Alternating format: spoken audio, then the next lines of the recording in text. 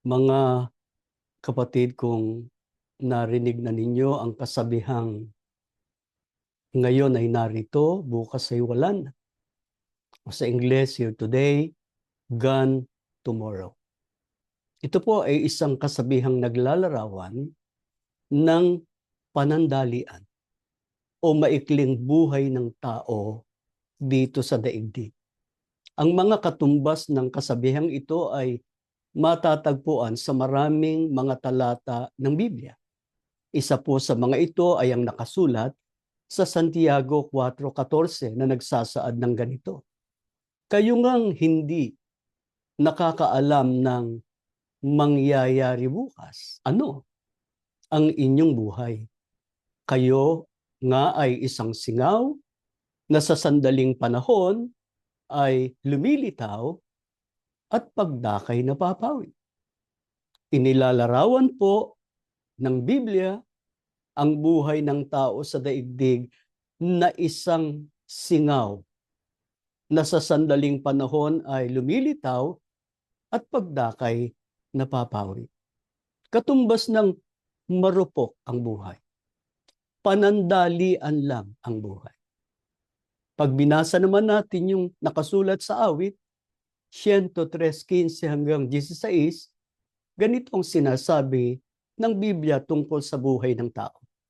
Tungkol sa tao, ang kanyang mga kaarawan ay parang damo. Kung paanong namumukadkad ang bulaklak sa parang, ay ganyan siya. Sapagkat dinadaanan ng hangin at napaparam. At ang dako niyaon ay hindi na malalaman. Ang mga pahayag na ito ng Biblia, katumbas ng kasabihang, ngayon ay narito, bukas ay wala na.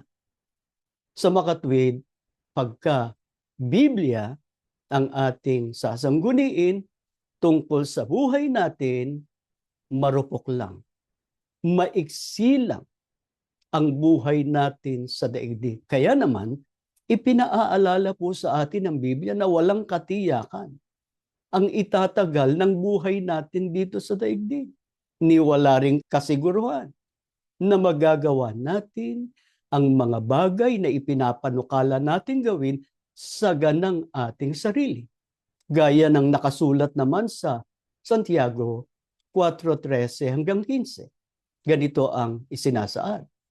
Magsiparito ngayon kayong nagsisipagsabi ngayon o bukas, ay magsisiparoon kami sa gayong bayan at titira kami doong 1 taon at mangangalakal at magtutubo. Kayo ngang hindi nakakaalam ng mangyayari bukas, anong inyong buhay?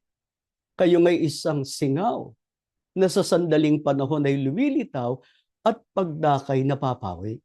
Sapagkat ang dapat ninyong sabihin ay, kung loloobin ng Panginoon, ay mga bubuhay kami at gagawin namin ito o yaon. Kaya, hindi tayo dapat magsariling kalooban sa kung ano ang gagawin natin sa ating buhay araw-araw.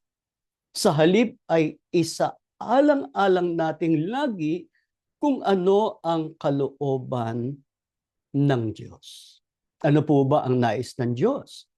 Na dapat nating laging magunita tungkol sa ating pag-iral dito sa daigdig. Basahin natin ang nakasulat sa Ecclesiastes sa 3:1 hanggang 2. Ang lahat na pangyayari sa daigdig ay nagaganap sa panahong itinakda ng Diyos. Ang panahon ng pagsilang at panahon ng pagkamatay, ang panahon ng pagtatanim at panahon ng pagbunot ng tanim. Dapat po natin laging sabihin na kung loloobin ng Panginoon, mabubuhay tayo at gagawin natin ito o yaon. Bakit? Sapagkat ayon sa talatang binasa natin, lahat ng pangyayari sa daigdig ay nagaganap sa panahong itinakda ng Diyos. Ano po ang halimbawa? Siya po ang nagtakda ng panahon ng pagsilang o pagkapanganak o panahon para ang tao ay mabuhay. Siya rin po ang nagtakda ng panahon ng kamatayan. Sa makatwid, dapat po ay tandaang lagi ng tao na may panahon na ang Diyos ang nagtatakda para mabuhay tayo, meron ding panahon para tayo ay mamatay. Katumbas din ng ating paksa. Narito tayo ngayon, wala na tayo bukas. Higit pa rito, hindi dapat kalimutan ni naman na hindi tayo ang pipili o magpapasya kung kailan tayo mamatay. Kundi ang Diyos lamang. Bilang katunayan, meron pong mga taong nasentensyahan na ng bitay o ng kamatayan dahil sa mga krimen na kanilang ginawa. Ngunit sa mismong araw na nakatakda silang bitayin, merong tumatanggap ng reprieve o ng pagpapaliban o palugit o kaya ng pardon o kapatawaran mula sa pamahalaan, maaring sa presidente, sa gobernador o board of paroles ng isang bansa o estado. Ganon din, may mga tao na terminally ill na dahil sa bigat ng karamdaman at tinaningan na ng manggagamot ang kanilang buhay. Ngunit hanggang ngayon ay buhay. Malakas. Yung nagtaning, yun ang naunang namatay. Sa kabilang dako naman, merong mga bata pa sa gulang. Malusog at malakas ang pangangatawan. Nag-eehersisyo araw-araw upang panatili ang kanilang kalusugan, umiinom pa nga ng mga health supplements. Ngunit, biglang mamatay. Mga kapatid, sa harap ng kalagayang ito ng buhay ng tao na marupok at panandalian lamang, nakalulungkot, merong iba na sa halip na alamin o tuklasin kung ano ang tunay niyang kailangan at marapat niyang gawin habang nabubuhay sa mundo, iba ang pinipili o ipinapasyang gawin. Ano ba ang mas pinipili o ipinapasya ng iba na gawin sa kanilang buhay? Gayong ngayon ay narito sila, subalit bukas ay wala na. Balikan natin yung Ecclesiastes, sa 3 talatang 12 naman, ganito ang sinasabi. Alam kong walang pinakamabuti sa tao, kundi magpakaligaya at gumawa ng mabuti habang siya'y nabubuhay. May mga taong sumusunod sa kasabihang live life to the fullest. Nakatumbas ng binasa natin, ang pinakamabuting gawin ay magpakaligaya at gawin ng mabuti habang nabubuhay. Hindi po ba ito ang dahilan kung bakit may mga taong ginagawa ang balang maibigan kahit illegal o labag sa batas at mas masahol kahit labag sa mga batas ng Diyos upang matamo lang ang kaligayahan na hinahangad nila sa buhay? Marami po tayong nababalita ang mga taong sangkot sa malawakang katiwalian, maging opisyal man ng gobyerno o mula sa pribadong sektor o mas malala pa, mga pinuno ng mga organisasyong pangrelihiyon. Sila'y naging tiwali sa paniniwalang ang kanilang ginagawa ay isang tiyak na landas tungo sa lubos na kaligayahan. Yung maraming salapi, maraming pag-aari, malaking kapangyarihan o impluwensya, yun ang nagpapaligaya sa kanila. Kaya ano ang ibinababala ng Panginoong Hesukristo sa mga nagpasya na ang kanilang panahon sa daigdig ay ituon sa mga material na bagay na magpapaligaya o magpapasaya sa kanila habang sila ay nabubuhay sa daigdig. Dinggin ninyo nakasulat sa isang talinghaga ng Panginoong Kristo sa Lucas 12:16 hanggang 21. At pagkatapos ay isinaysay ni Jesus ang talinghagang ito. Ang bukirin ng isang mayaman ay umani ng sagana. Kaya't nasabi niya sa sarili, ano ang gagawin ko? Wala na akong paglagyan ng aking ani. Gigibain ko ang aking mga kamalig at magtatayo ako ng lalong mas malalaki. Doon ko ilalagay ang aking ani at ari-arian. At sasabihin ko sa aking sarili, ayan, marami na akong ari-arian. Hindi na ako kukulangin habang buhay. Kaya't mamamahinga na lang ako, kakain, iinom, at magsasaya. Ngunit sinabi sa kanya ng Diyos, hangal, sa gabing ito'y babawian ka ng buhay. Kanino mapupunta ang mga bagay na inihanda mo? Ganyan ang sasapitin ng nagtitipo ng kayamanan para sa sarili, ngunit dukha naman sa paningin ng Diyos. Ang talinghaga pong ito ng Panginoong Kristo ay malinaw na naglalarawan ng kasamaan o kamangmangan ng sinuman na nakatuon o ginugugol ang lahat ng kanyang panahon at pansin sa mga material na bagay o sa mga bagay lamang sa mundong ito, sukdulang baliwalain o ipagpaliban ng kanyang pangunahing tungkulin na maglingkod sa Diyos. Yung mga bagay na espiritual, puro material na lang ang pinagtutuunan ng panahon at pansin. Kung napansin ninyo ang huling 2 talatang ating nabasa, sinabi ng Diyos sa taong mayaman na sumagana sa buhay na ito. Kasi sabi niya, sasabihin ko sa aking sarili, magpapahinga na lang ako. Kakain, iinom, magsasaya. Sabi ng Diyos, hangal, katumbas ng mangmang. Hindi mo alam ang ginagawa mo. Sa gabing ito'y babawian ka ng buhay. Kanino mapupunta ang mga bagay na inihanda mo? Kaya idinugtong ng Panginoong Kristo pagkatapos niyang ipahayag o sabihin ng talinghaga, ganyan ang sasapitin ng nagtitipo ng kayamanan para sa sarili, ngunit dukha naman sa paningin ng Diyos. Kaya pagka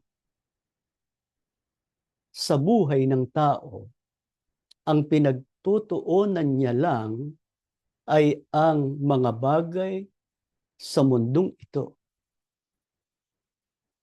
At hindi nag-uukol ng panahon sa paglilingkod sa Diyos, ang sabi ng Panginoong Kristo, ganyan ang sasapitin ng nagtitipo ng kayamanan dito lang sa buhay na ito, ngunit dukha sa paningin ng Diyos. Babawiin ng Diyos ang ating buhay, mapapasa kanino kaya ang lahat ng ating tinipon.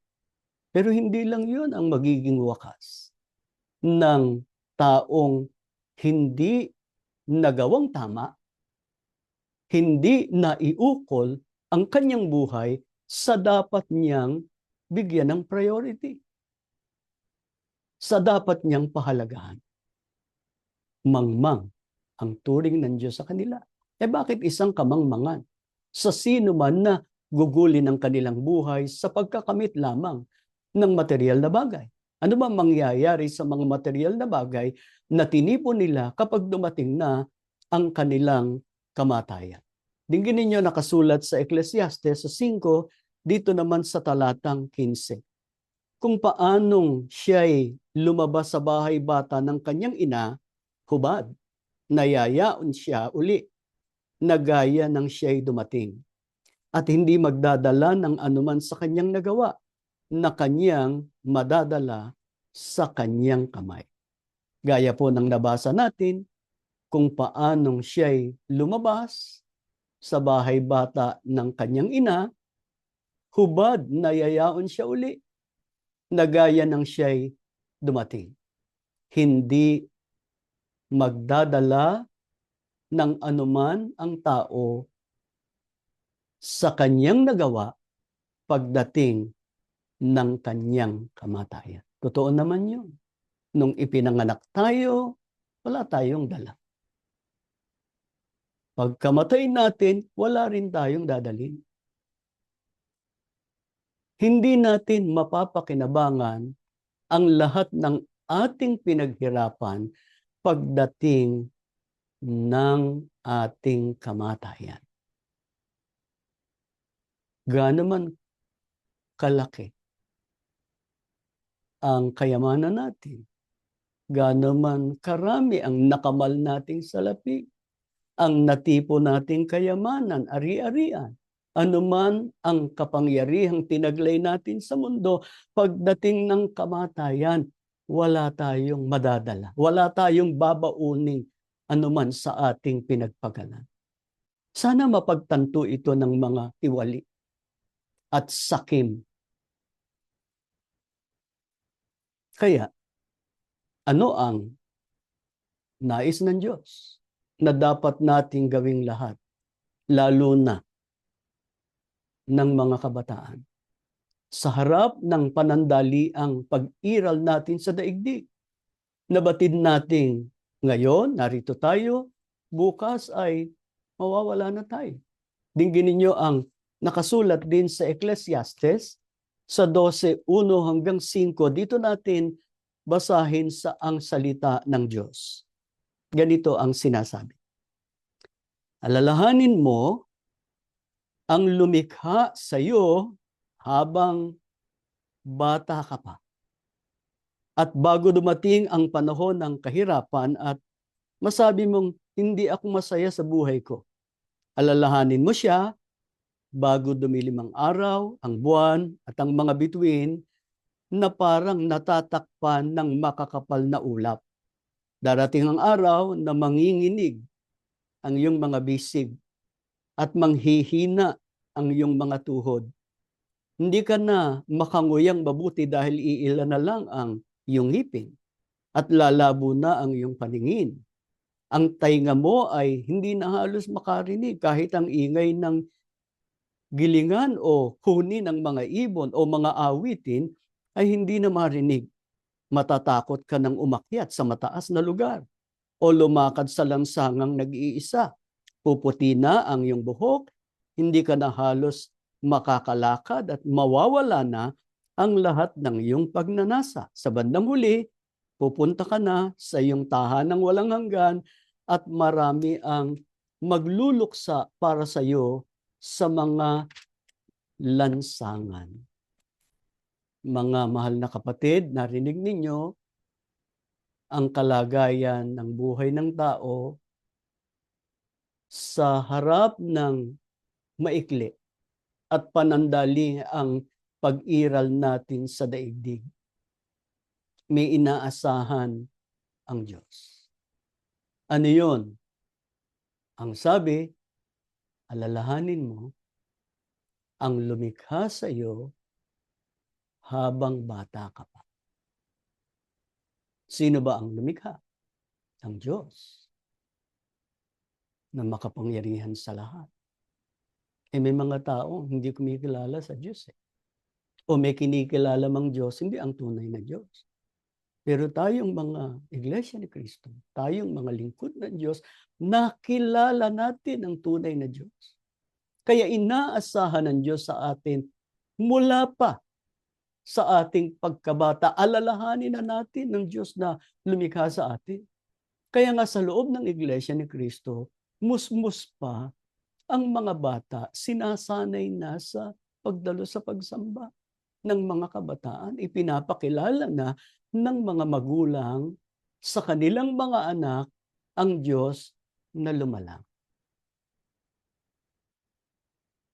Kaya habang nabubuhay tayo, sabi nga bago dumating ang panahon ng kahirapan at masabi mong hindi na ako masaya sa aking buhay, dapat ay alalahanin natin ang Diyos na lumalang sa atin. Sapagkat darating talaga yun eh. Darating ang panahong tatanda tayo, manghihina, darating ang kamatayan. Kaya hindi na natin magagawa ang mga bagay na gusto nating gawin. At ang lalong masama, hindi na natin magagawa ang pinakamahalagang tungkulin natin na maglingkod sa Diyos kung tayo patay na. Kaya habang buhay, lalo na sa panahon ng kabataan, habang tayo'y malakas, masiglang katawan, doon natin alalahanin ang Diyos. Doon natin gugulin ang panahon sa paglilingkod sa Diyos. Gaya nga ng nakasulat sa awit, 115:17 hanggang 18, ang mga patay ay hindi na makakapagpuri sa Panginoon dahil sila ay nananahimik na. Tayong mga buhay ang dapat magpuri sa Panginoon ngayon at magpakailanman. Purihin ang Panginoon. Kaya mga kapatid na nakikinig ngayon at sa sino mang maaabot pa ng pagtutulong ito, habang taglay pa natin ang ating buhay at lakas, nakaloob sa atin ng Diyos, dapat tayong magpuri sa Kanya. Dapat tayong maglingkod. Dapat tayong sumamba hanggang sa ating pagtanda habang kaya natin na ikilos ang ating katawan ay maglingkod tayo sa Diyos. Para magawa natin ito, ano ang dapat nating magunitang lahat na dahilan ng ating pag-iral? Bago pa man matapos ang marupok at maigsing buhay natin dito sa daigdig. Dinggin ninyo nakasulat dito rin sa Ecclesiastes sa 12, 13 hanggang 14, ganito ang ating mababasa.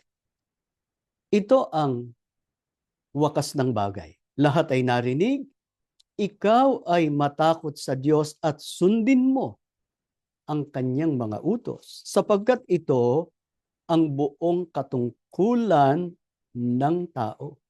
Sapagkat dadalhin ng Diyos ang bawat gawa sa kahatulan, pati ng bawat kubling bagay, maging ito'y mabuti o maging ito'y masama. Si Haring Solomon po ang sumulat ng Aklat ng Kawikaan. Pagkatapos niyang tamasahin ang lahat ng mga material na bagay na dulot ng kanyang napakalawak, walang kapantay na karunungan, kayamanan, karangalan at kapangyarihan, sa wakas ay napagtanto niya na ang lahat ay walang kabuluhan. Kaya sinabi niya, ito ang wakas ng bagay.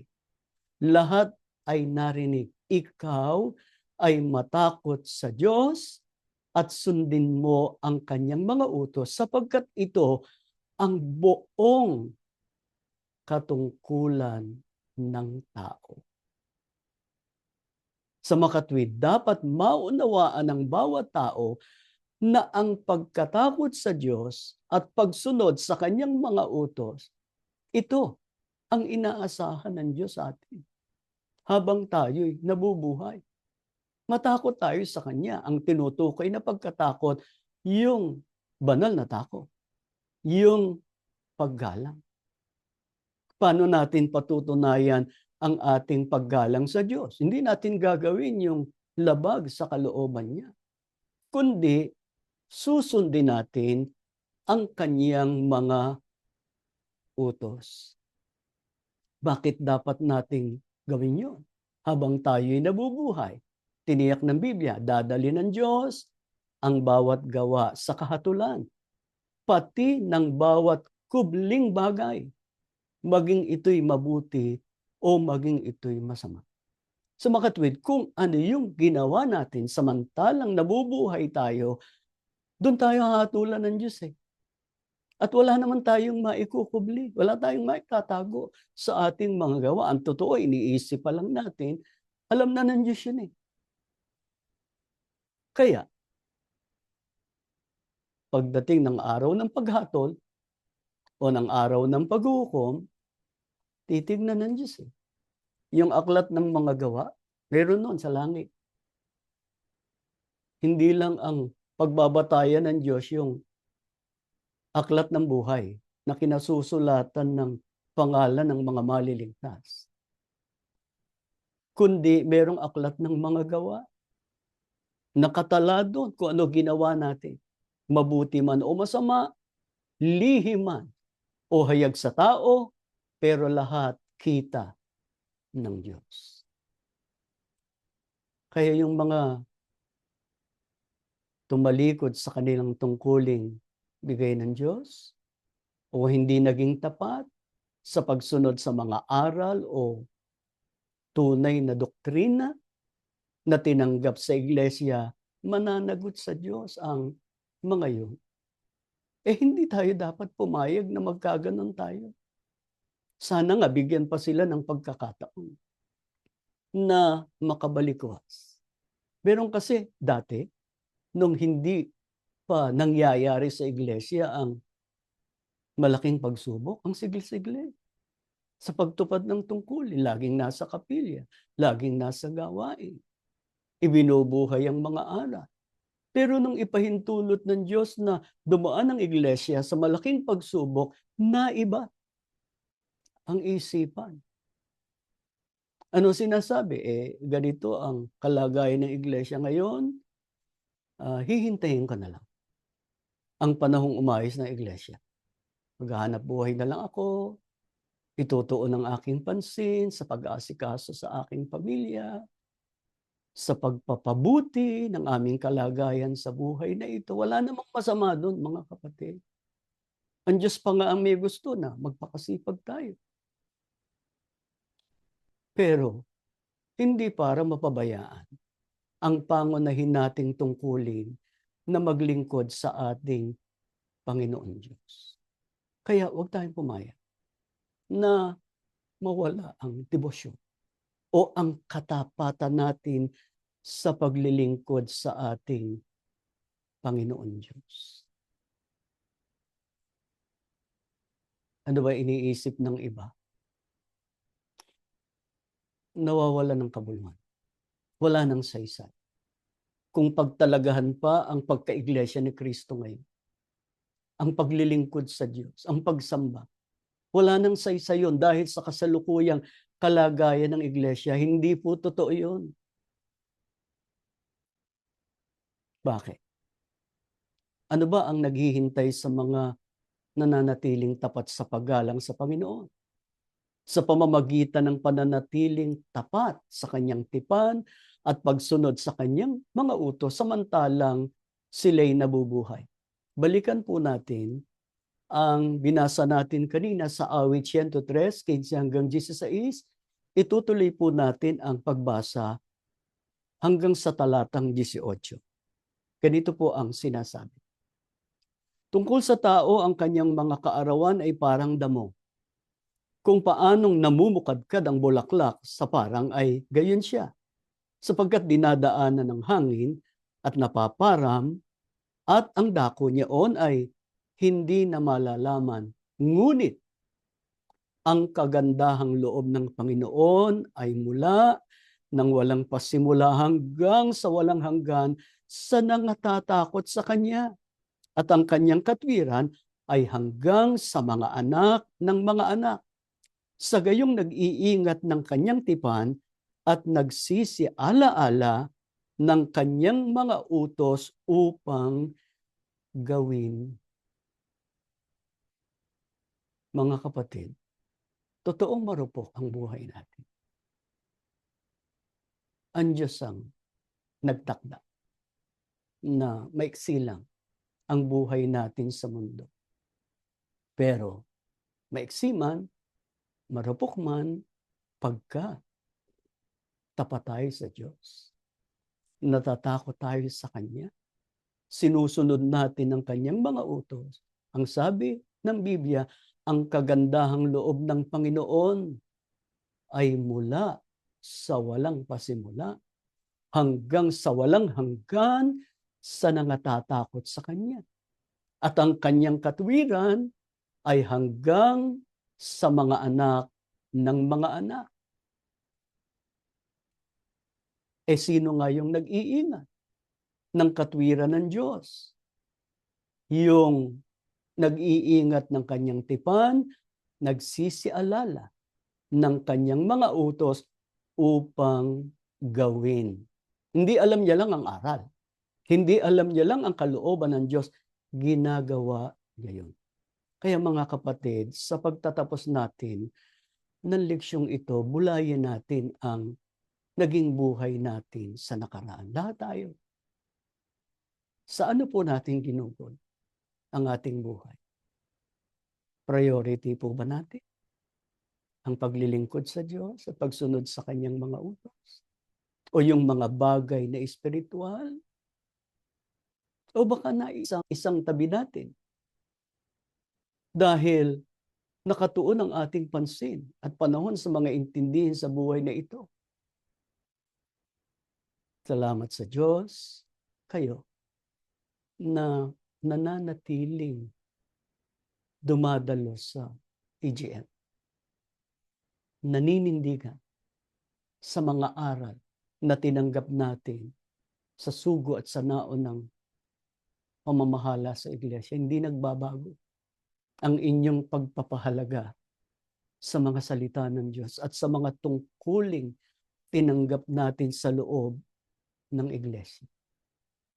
Kaya naman itong pangakong ito ng Diyos, hindi ito ipinagkakait ng Diyos sa atin. Yung kagandahang loob niya, mula ng walang pasimula hanggang sa walang hanggan, hindi tayo pagkakaitan ng Diyos, ng Kanyang biyaya, ng Kanyang pag-iingat at pagliligtas. Nawa ang garantiyang ito mula sa Panginoon ay magsilbing gabay at tanglaw natin upang mapagtagumpayan natin habang tayo naninirahan at naglalakbay sa mundo na puno ng kasamaan at kadiliman. Nawa ang Kanyang pangako ay magbigay ng inspirasyon sa atin na manatiling matyaga sa pagtataguyod ng ating pananampalataya hanggang sa katapusan ng malaking pagsubok sa iglesia. Matatapos yan. O hanggang sa katapusan ng ating buhay. O katapusan ng mundo. Alin man ang mauna, mga kapatid, datnan tayo na matyaga sa pagtupad ng mga kalooban ng ating Panginoon Diyos.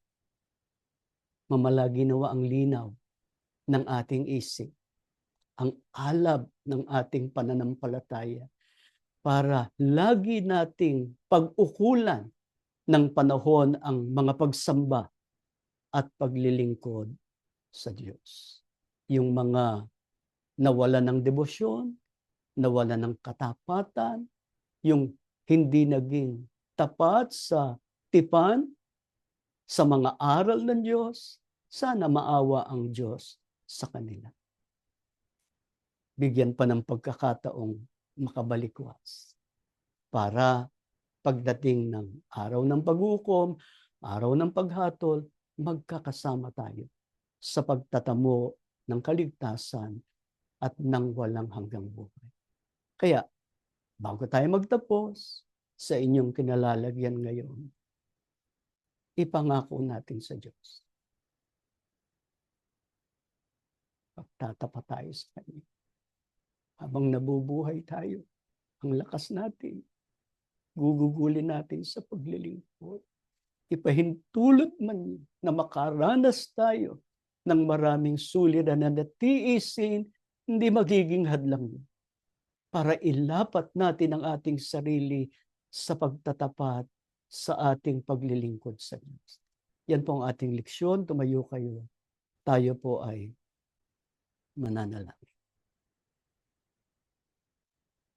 Ama naming Diyos, salamat po muli mong ginamit ang pagtitipon namin para makarating sa amin ang mahalagang leksyong ito na may kinalaman sa kalagayan ng aming buhay sa daigdig na ito. Oot marupok, panandalian lang ang buhay na taglay namin, subalit pinupuspos mo ng iyong biyaya. Ang katunayan, nabubuhay kami ng tiwasay sa gitna ng mga suliranin at pagsubok. Higit sa lahat ay namamalagi ang alab ng aming pananampalataya sa iyo.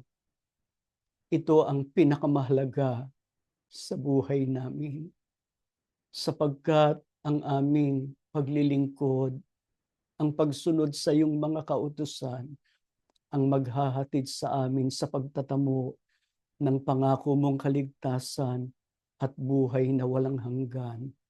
Kaya ang pakiusap namin, Ama, bantayan mo kaming palagi, tanglawan mo ang aming puso't isipan habang nakikiraan kami at naglalakbay sa mundo. Huwag kaming malibang, huwag maagaw ng mga bagay sa daigdig na ito ang aming panahon at pansin.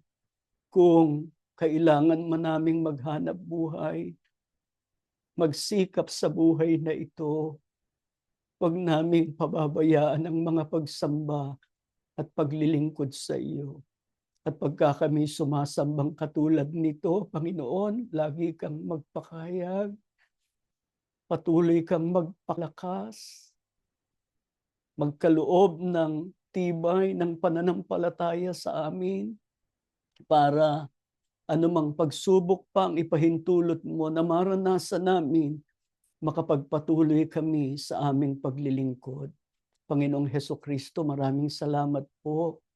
Nariyan kang palagi para paratingin sa Ama ang bawat panalangin namin. Salamat sa lakas. Salamat sa tibay ng pananampalataya at pag-asa na ipinagkakaloob mo sa amin. Ikaw po, Panginoon, ang unang nagpakita ng mabuting halimbawa na dapat naming sundin. Kung kami man ay magtitiis ng maraming pagsubok, pakikibahagi namin yon sa mga hirap mo na naghatid sa iyo sa pagtatamo ng mga dakilang pangako ng Ama. Huwag mo po kaming kalilimutan sa araw ng pagbabalik mo. Alalahanin mo ang mga tiniis, ang mga pinuhunan na namin alang-alang sa iglesia at sa pagtupad ng tungkuling ibiniyaya niyo ng Ama sa amin. Ang higit naming idinadalangin ngayon, Panginoon, ipakiusap mo sa Ama na ibalik na ang iglesia sa dating banal, maayos na kalagayan. Kaya ng dati na pinangungunahan kami ng mga tapat na mga tagapanguna, payapa ang iglesia. Nag-iibigan, nagmamalasakitan ang mga magkakapatid, naghahanda sa araw ng iyong pagbabalik. Pakiusap mo sa Ama, tapusin na ang lahat ng mga kasamaan na nangyayari sa iyong bayan. Maghari ng katarungan at katwiran ng Ama. Ama, lubos ang aming pagsampalatayang tinanggap mong pagsamba namin. Pinagpala mo kaming lahat. Iginawad mo sa amin ang iyong mahalagang basbas. Sa ngalan ng Panginoong Hesukristo na aming tagapagligtas. Amen.